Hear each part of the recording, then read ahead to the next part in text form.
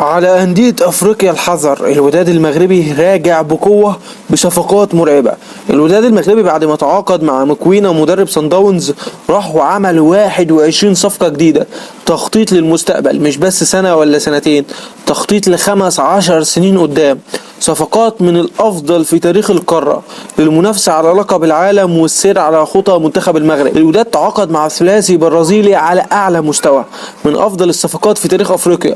الثنائي البرازيلي أرثر ويندروسكي صاحب 19 عام لاعب نادي فلومنيس البرازيلي السابق، والمهاجم الدولي الواعد البرازيلي رينان فيانا صاحب 21 عام لاعب نادي اتلتيكو بارانيينسي البرازيلي خلال الميركاتو الصيف الحالي من اجل كاس العالم. والمفاجاه انهم تحت السن، يعني مش واخدين مقاعد اجانب. ارثر ويندروسكي سانشيز 19 سنه صانع العاب فلومنيسي مقابل 1.5 مليون يورو وقيمته التسويقيه مليون دولار. مواليد 2005 معاه الجنسيتين البرازيليه والبولنديه، من ناشئين فلومنيس البرازيلي الفريق البرازيلي المعروف، ولعب للفريق الاول ويعتبر ما لعبش لاي نادي غير فلومنيسي، وكان كابتن فريقه في الناشئين، وحاليا بيلعب للوداد المغربي.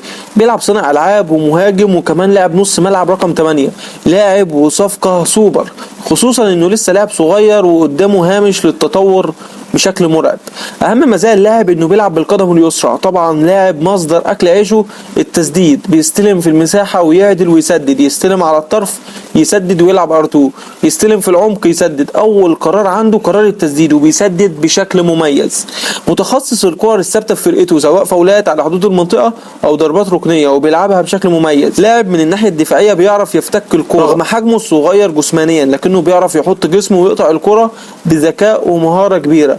لاعب كورته كويسه، هو اي نعم مش لاعب مهاري قوي، ولكنه لاعب كويس في التسديد، وكمان الباص بتاعه مميز وعنده رؤيه ممتازه، وتعتبر صفقه ممتازه لانه ليفل عالي بالنسبه للكره في افريقيا. فرق البرازيل ومش اي فريق، ده فريق القمه في البرازيل، فالتاسيس عندهم بيكون عالي جدا وفارق بشكل كبير، خصوصا انه جاي ليفل ممكن يكون اقل شويه، فاكيد مستواه هيكون فارق جدا عن الكره في المغرب وكمان افريقيا.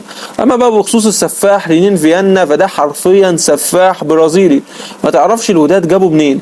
لاعب طوله 189 سم، بيلعب براسه بشكل عالمي، ودي اصلا من اكتر الاساليب اللي بيعتمد عليها الوداد. لاعب قوي جدا بدنيا، بيحجز على كورته بشكل كويس داخل ال18، بيسجل بشكل مميز ومتنوع. لاعب فينيشر بشكل هايل، بيسجل من اغلب الوضعيات.